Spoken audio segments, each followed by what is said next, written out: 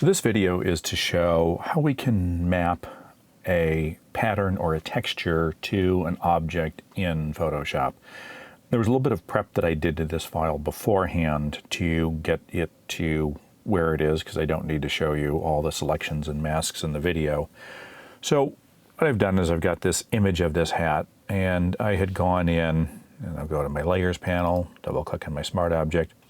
I had put a mask around my image here, and then I had converted this to a smart object and got it in my image here to be able to use this with the transparent background and my clean layer.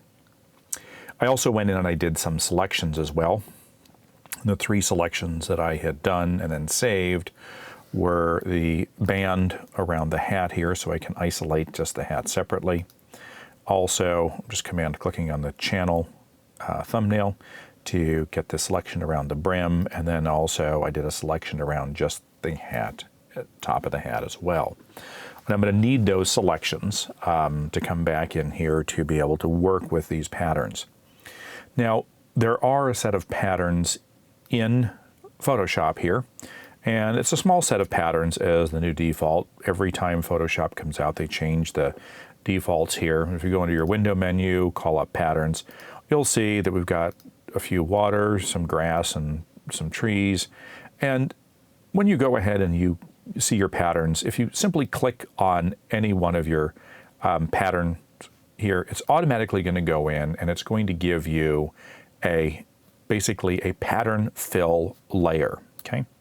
And you can do that same pattern fill layer by going to the bottom of your layers panel, clicking on your half moon and filling something with a pattern, choosing from your list of patterns here, and then choosing the scale in which you want your pattern to go ahead and map to your image.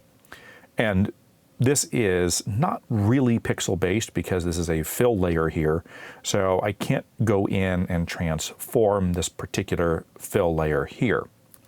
Now, going back to the patterns, if you'd like to go ahead and create a pattern here, it's really quite simple to be able to do. All you have to do to create a pattern here, and I just happen to have a file ready to go. What I'm going to do is I actually am going to just grab a pattern from someplace else. In this case, I just so happen to have created a plaid pattern in Illustrator, but you could definitely get an image of any type of pattern or texture that you'd like. Because I did this in Illustrator, I'm going to go into the File menu in Photoshop, and I'm going to open this as a smart object in here, and I'm going to open up my plaid, and this is what I'm going to use as my pattern. And what I can do very easily to add this to my Patterns panel is, with this image open, I just simply click on the plus at the bottom of my Patterns panel, and it's going to take whatever image I have open, and it's going to put this right in, and I can drag it outside of my grass, and there's my pattern, okay? So nothing super crazy or special about patterns. However, there are tons of patterns actually available. If you go to the Patterns panel and click on the cheese grater drop-down, you'll see Legacy Patterns and More. And the Legacy Patterns and More are going to be everything that came in from 2019, as well as tons of old patterns that have been in Photoshop for quite some time. And some of these are kind of old and basic, but you know, some of these could be kind of interesting and fun. And of course, anytime you just simply click on a pattern here, it's going to give you a pattern layer, and you're ready to go in your Layers panel. But that's not what I want. I don't want one of those patterns. But what I do want is I do want my kind of plaid texture here. And you'll see when I added this in here, I had a little border on my plaid texture. I want to take that out, but I just want to show you how this is going to work in this particular scenario, okay? So since I clicked on my plaid texture, I'm going to go into my Layers panel, and you see that it's automatically put in a plaid solid or plaid or pattern fill layer here, the same way I'd go under my half moon and get my pattern. If I double click on the layer thumbnail, I can adjust the size of this down so that I can take my plaid and I can adjust it in here to whatever size that I would like this to appear on my hat. And I'm just using my down arrow. So maybe I want a smaller plaid pattern here. and I click OK, and there is my plaid pattern. Now obviously this doesn't work so far, but if I do set this mode to multiply here, you can see that I can get this all the way over my hat. Now this doesn't look realistic at all. It just looks like I've gone in and I've simply made an overlay here, and it doesn't conform to the highlights or the shadows of this. I'm just going to set the opacity back a little bit so I have some of the hat texture coming in. And if the intensity of this hat is too much, you can always go to the hat, and of course you can always do any type of adjustment layer that you want to if you'd like to lighten this up a bit or change the contrast, the vibrancy, whatever, okay? Not necessary, this just happens to be a fairly saturated hat. Now what I'd like to do with this pattern fill layer here is I'm going to get rid of this mask that automatically shows up when I create a pattern fill layer. So I'm actually going to delete this completely here. And then what I'm going to do is I'm going to draw a selection around the upper part of the hat because I'd like to work with this upper part of the hat separate from the brim, okay? And I just deleted that mask layer on the pattern fill, and then I've created a selection around this, and I'm then going to go ahead and mask that again, and that's going to give me just this area inside there, okay? I am going to duplicate this layer right here, and I'm going to turn this off because I'm going to need this pattern fill layer here to go ahead and twist it around the brim of the hat. So I just created a copy of this. With or without the mask doesn't make any difference. Now what I want to do with this is I want to turn this into a smart object because I need to go ahead and manipulate this as pixels, okay? This isn't really pixels, this is more of an effect. So I'm going to right click on this layer, I'm going to convert this to a smart object, and there's my pattern fill 1. And I'm going to actually name this so that I know exactly what this is, and you're going to see why, because as we get into this and we start to manipulate this, you're going to see why naming the layers is really important. Okay, now I'm going to go back into my smart object that I had done, and I'm going to make sure that the opacity is set normal to 100, and the fill is set to normal too, because I don't want to hide that type of opacity and fill in my smart object, and I'm going to save and close, okay? If I want to do something like this, my opacity or blend mode or fill, I want to do it here. I don't want to hide it in the smart object. So with this, now what I'd like to do is I want to go into my Command T for transform. I'm going to right click, and I would like to distort or warp this so that I can begin to get this pattern to kind of go along with the curve of my hat. Now I specifically used the plaid here so that I could get these lines, and I'm going to, with the warp feature, I'm going to go and I'm going to warp this so I can see if I can warp that as close as I possibly can to the curve of the hat here. It doesn't have to be super perfect, but I definitely want to warp this, to make it look good. And again, I may warp this around the top here. This I may warp along the back here as it comes up. Don't worry about getting to the contours yet. We will get to that. But I just want to kind of match the fabric and the blend of the fabric here to make it look like, we're actually trying to make this look like the grain or the direction of the hat here, okay? And when we're done, I'm going to hit return. So the warp is done, and that's working pretty good here, okay? Now, I did have a selection saved for the top of the hat. So if I command click on that saved selection in my channel, or simply go into my select menu and load that top of the hat that I had saved, I can go back to my layer and I can mask out this smart object here so that this conforms only to the top of my hat. And I also have the blend mode set to multiply so it doesn't look like this, it looks totally fake. At least the multiply blends it over. Now what I want to do is I want to take this to the next step. So I'm going to take this smart object pattern fill here, and because it's now a smart object, I'm going to go into my select right here. In fact, I'm going to, don't need to unlink that, but I'm going to go into my filter menu, under Liquify, And what I'd like to do is I'd like to start warping this to kind of fit to the contours a little bit more. Now, in the warp here, which we've used before, I'm going to go and I want to show the backdrop here so I can see my hat. I'm going to go in and I'm going to use the hat, which is going to be my bottom-most layer here. And the mode is going to be behind. And what this does is this allows me to show the opacity of what it is that I'm trying to warp to the hat, okay? The hat is the thing that's behind. I'm not actually warping that, that's the backdrop, and I want to do this behind. This is key in order to make what I want to show you work correctly, okay? This is why I name my layers. I'm going to set the opacity up so I have kind of a balance between seeing the hat and the curves, as well as seeing my overlay here. And I'm going to zoom in a bit. And now what I'd want to do is I want to kind of fold this fabric to help to conform to the hat. But in order to do this, what I'm going to do is I'm going to use this cool trick, which is a freeze mask. And a freeze mask is going to allow me to basically freeze or hold a portion of this texture or pattern in place so then I can then tuck in the rest of this. Now, of course, you can adjust the size of your cursor. You can adjust the density here, which is going to be your feather. And then you can also adjust your pressure. Very low pressure, you're going to have very little movement as you go.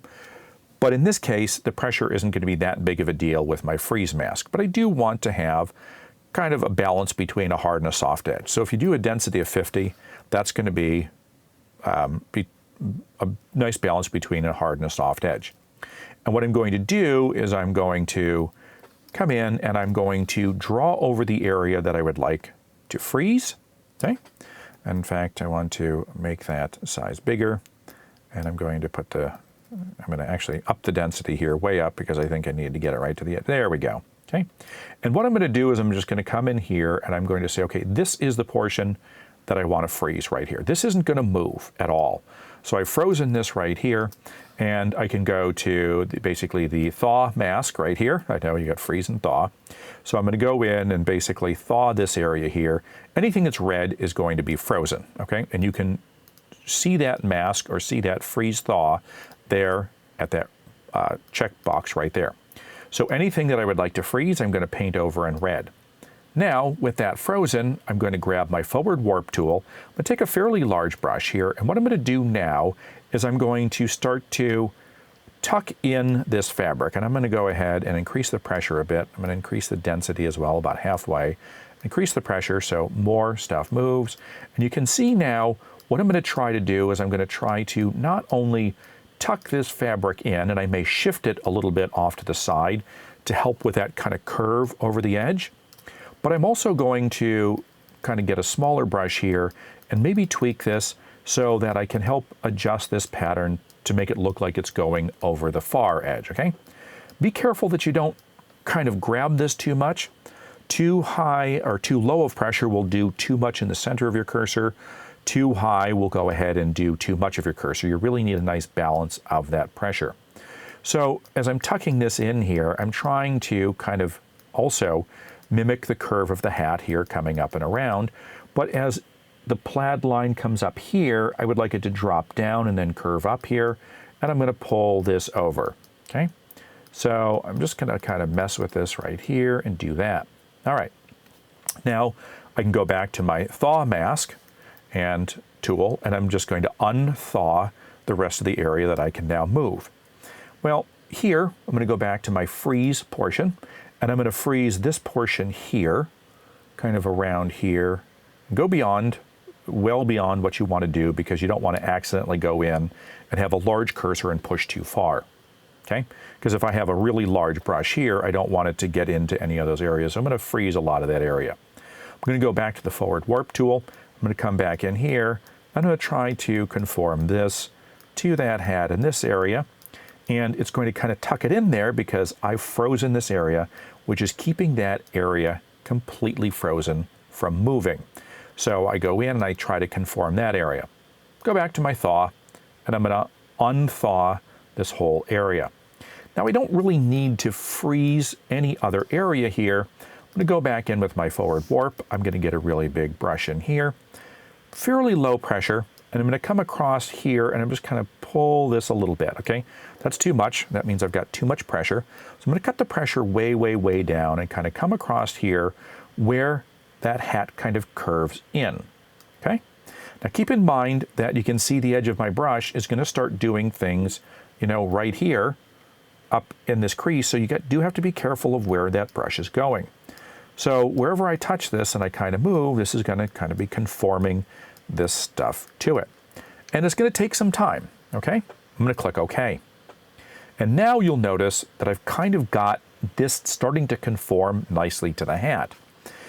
Now, because I did the Liquify filter on a smart object layer here, I can go back to that Liquify filter anytime, double click on the Liquify here, and I can easily go in and I can pick up right where I left off, and I can change this. And what's kind of cool is that when I'm doing this, remember, you got to go back to your backdrop here and show your furthermost layer here.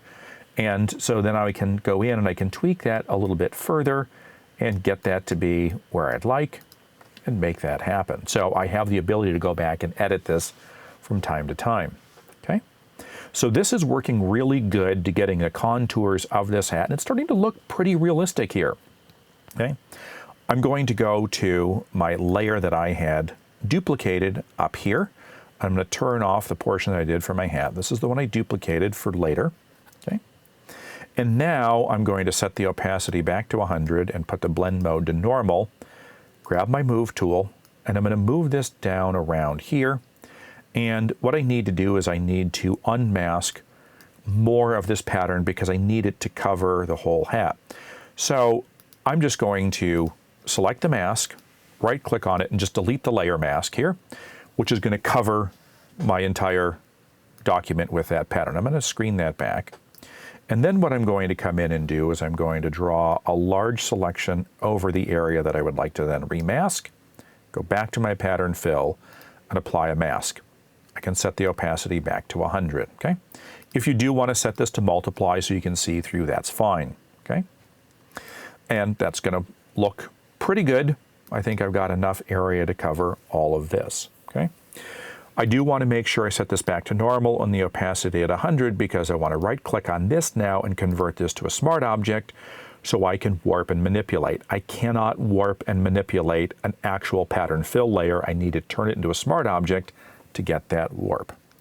So I'm going to do my Command T for transform, and I'm going to rotate this around here because I want to kind of get this pattern in the texture here to kind of come in and match the hat right here, okay? Because I want this to kind of come in, and obviously you've got to change the direction. Now I realize here that, oh, I didn't include enough of my pattern. Not a problem. I'm going to go back to my smart object here, and this was my object in here that I have right there. And what I can do is I can, and this is kind of tricky, actually I'm not going to go ahead and do that. I had kind of tried to get this big enough that I could go ahead and fit over here.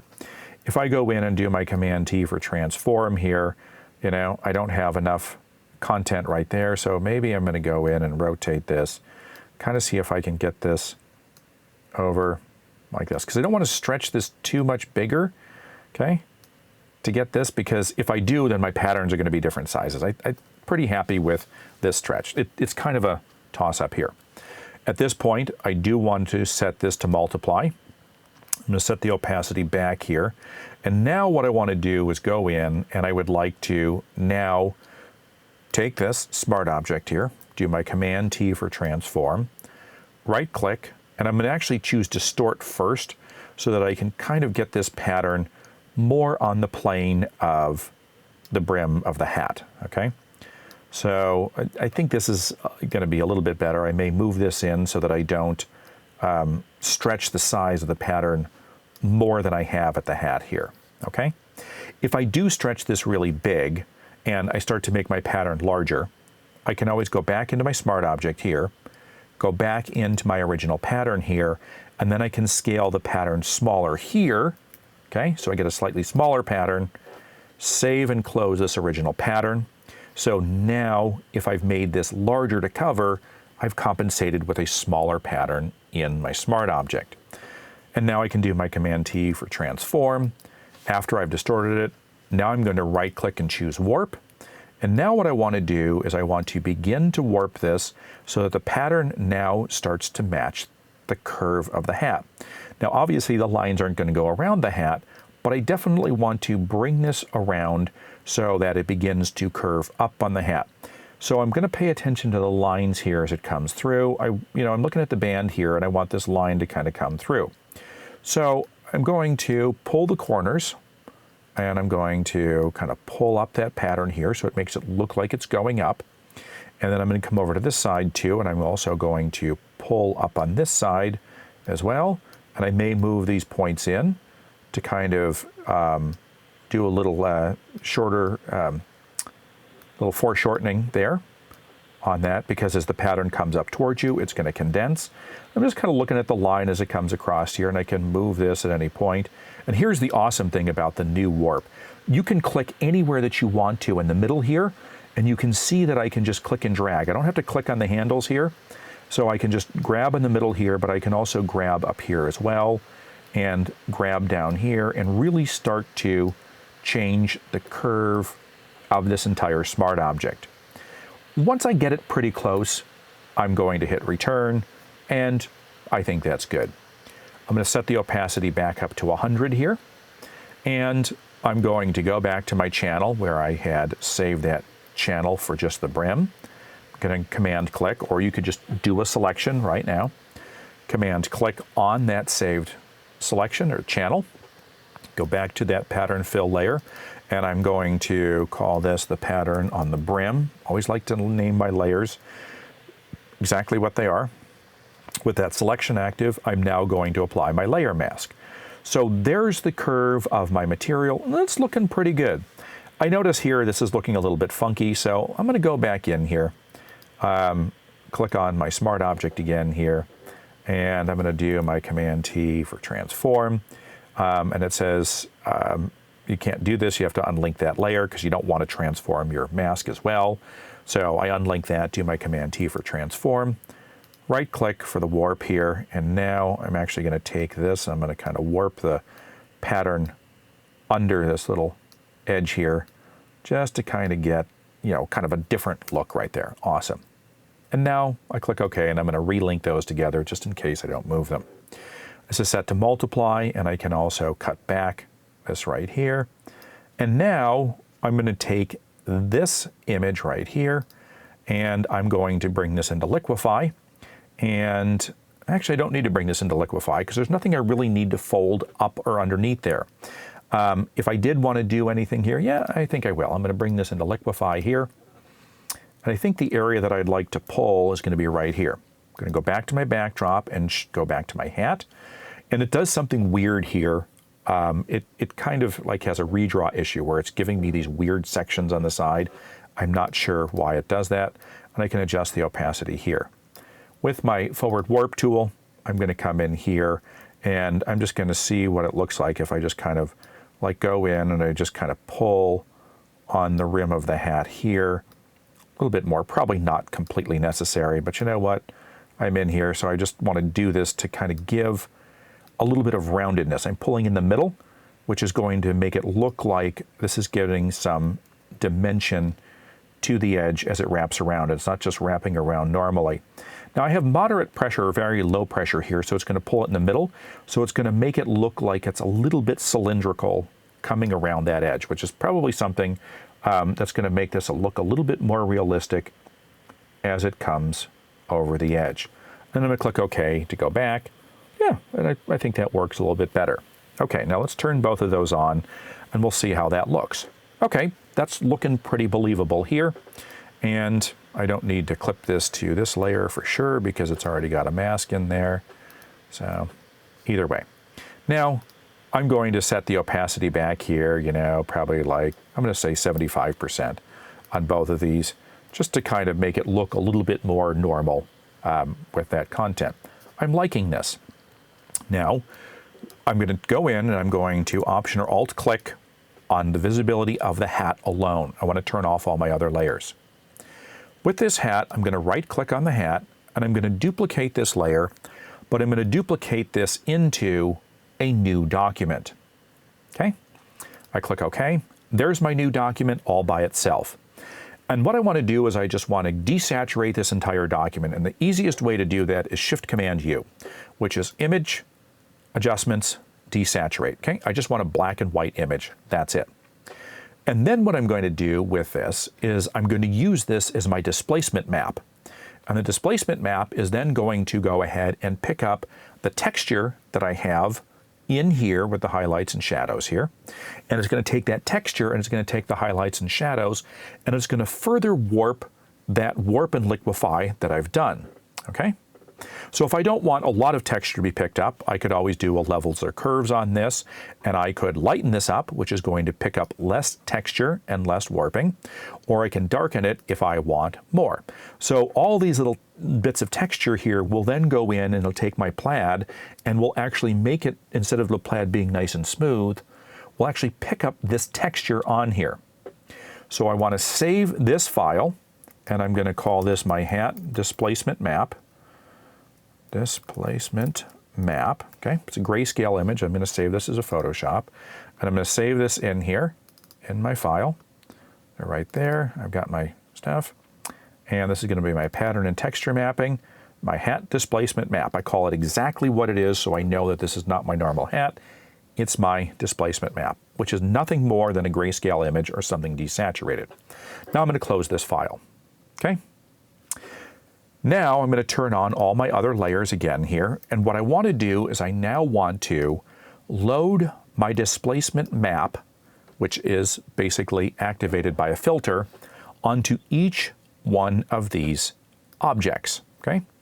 So I already have the Liquify filter here. I'm going to select the pattern that goes on the brim right here, select that smart object, go under Filter, Distort, Displace, and the default is 10 right here. I'm just going to leave it at 10. Okay, click OK. And then it will ask me, what is the displacement that you want to use?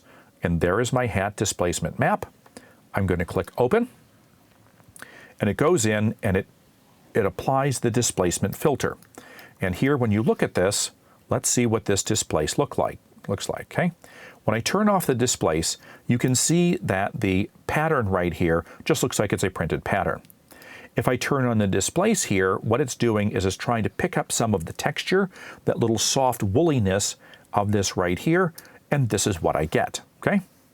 Now, this may be a little bit extreme, but because this is a smart object, I'm going to go into Displace, and I'm going to double-click on the Displace here, because I'd like to pick up a little bit less texture.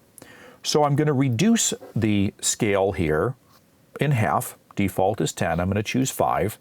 And then we have to go back in, and we have to go back in and point back to our displacement map here to do that. And I think that looks a little bit more realistic, okay? The higher the numbers, the more texture is going to be picked up from your displacement map. I'm going to do the same process with this, okay? I'm going to go to the pattern that's on the top of the hat here, Filter, Distort, Displace. And I'm going to leave it at 5 because I know that worked very well. It's going to ask me for what file I want to use as my displacement map. It's going to put it in. And this is actually going to give me more twisty and turny here. Oh, chose the wrong one. Because this has highlights and shadows in here.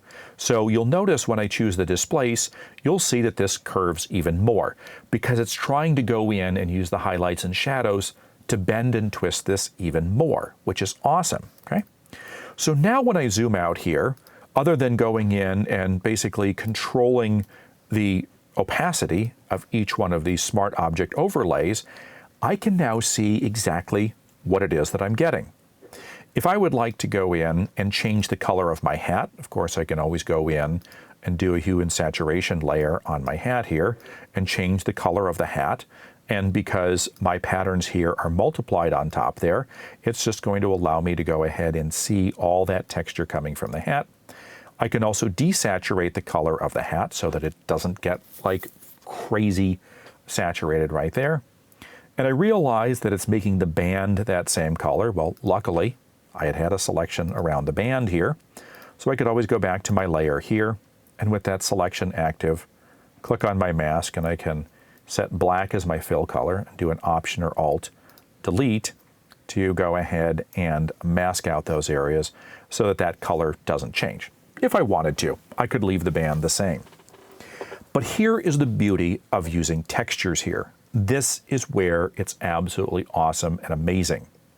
Because this is a smart object here, I would like to go replace it with another texture. But you know what?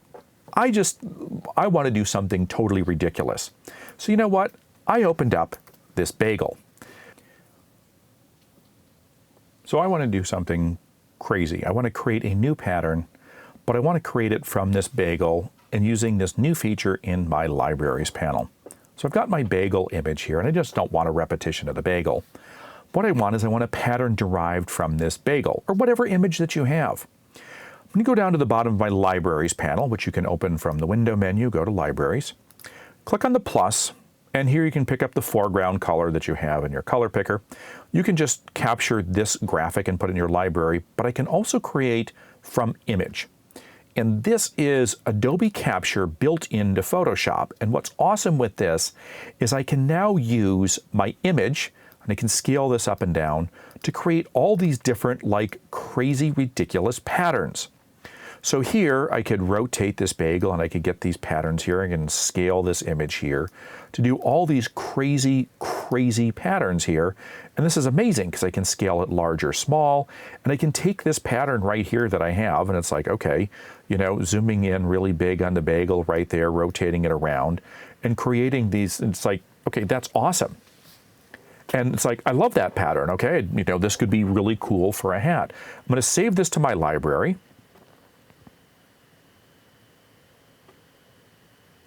And then what I'm going to do is close out of here, and these are going to come up and it's going to show me where my patterns are. I'm going to jump back into my hat that I was working with right here, go back into my layers.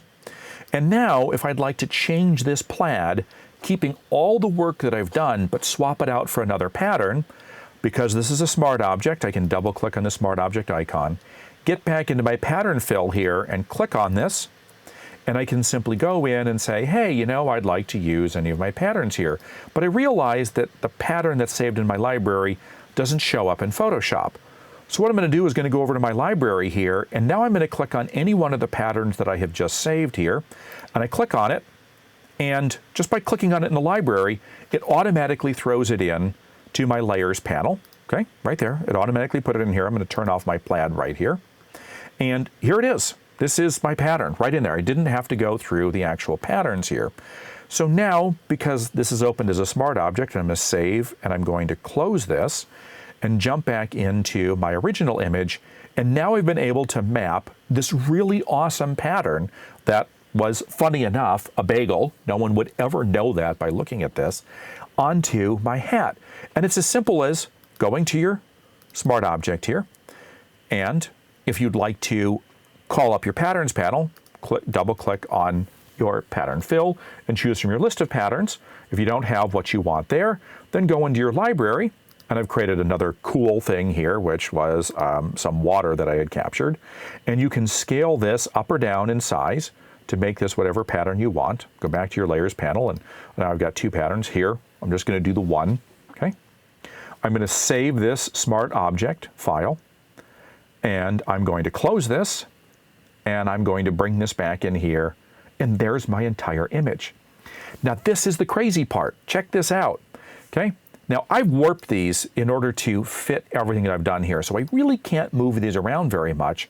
But you know what? When I look at any of this content here, this is pretty darn amazing to be able to take any pattern that I like, that I've created here, put it in, and simply keep that mapping, the highlights and the shadows, with everything that I've done in here, active, easy, and with all this content mapped to the surface of my new shape, put it in there, and it looks like this fabric is actually realistic. Now, the last thing that I would do in order to make this truly look like it should is I would probably go in with a layer on top here, and I may do some of my shadows in here. So I may go in with my eyedropper tool and pick up a color, and of course grab my brush with a very large brush here. And I may go in here and I may just paint some of my shadows if I want to go in and kind of shadow some of this content in here a little bit more. Of course, I would set that to multiply as well.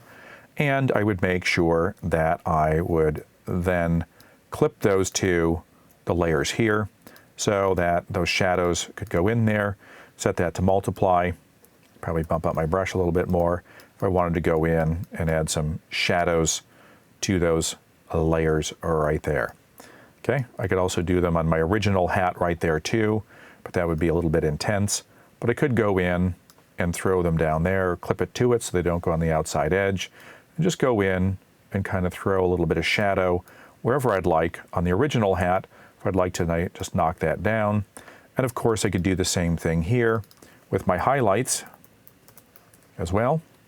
And I would pick a substantially lighter color here to do that with. I would like to add some highlights. Of course, that layer would be set to screen. Shadows I set to multiply. Highlights I set to screen. And then I can come in here if I'd like to go in and throw in some more highlights here as well. And this is too intense, so I'm definitely going to cut back the opacity here. If I just want to lighten, some of those areas in there, probably cut back the opacity of my brush substantially more, throw in some highlights if I wanted to really accentuate some of those areas a little bit more, okay? Pretty awesome to be able to go through and do this. If you want to get really picky, you could go in and do the stitching in here or just do the outside edge as well. But this could be something that's pretty amazing. And this is how you realistically take like somebody's shirt or a towel and you take a picture of it, and then you're able to go in and you're able to put this all together and map any surface, any texture, any pattern, anything that anybody gives you in order to go ahead and make this happen and make it look realistic. And because everything is a smart object and everything's protected here, you've got everything that you need here to change any of your content. Go in, maybe I change the hue and saturation of this hat completely, and I change the colors, and I can change the fabric, I can change the intensity of this as well, the lightness, the darkness of it overall, and simply swap out any pattern, any texture with anything else here in this hat. And this is what I love about doing this. It definitely is one of those processes that takes very specific steps to go through and do, but hopefully this video will go ahead and put it together for you so that when you get done with this, it actually looks like this object or this piece of fabric or hat or whatever it may be actually was made this way.